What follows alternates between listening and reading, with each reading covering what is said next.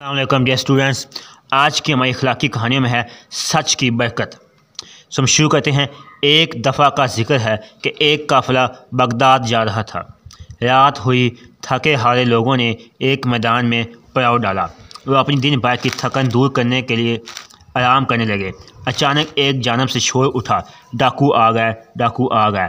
قافلے کے لوگ خوفزدہ ہراساں اپنے خیموں سے باہر نکل آئے۔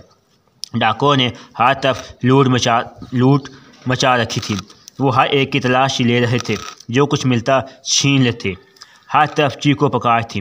اس قافلے میں ایک نوعمر لڑکا بھی تھا۔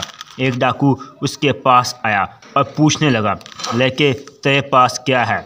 40 اشرفیاں، لڑکے نے بغیر ہچکچائے جواب دیا۔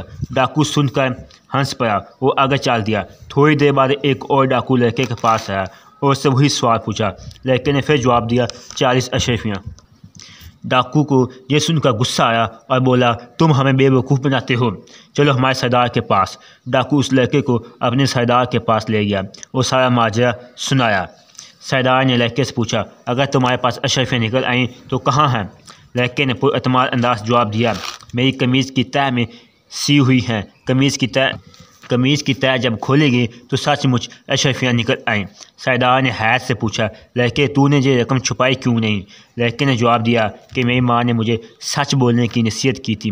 سردار لڑکے کی یہ بات سن کر متاثر ہوا اور سوچنے لگا، یہ لڑکا اپنی ماں کی نصیحت کا کتنا پابند ہے، اور ایک میں ہوں جو کتنے عرصے سے اپنے خدا کی نافرمانی کر رہا ہوں۔ اپنے گناہوں کا احساس ہوتے ہی سردار نے برے کاموں سے توبہ کر لی اور رہزنی کا پیشہ ہمیشہ کے لیے چھوڑ دیا۔ وہ لڑکا جس کی سچ کی برکت سے ڈاکو نے توبہ کر لی، وہ حضرت شیخ عبدالقادر جیلانی تھے، جو بعد میں ایک مشہور بزرگ و عالم دین بنے۔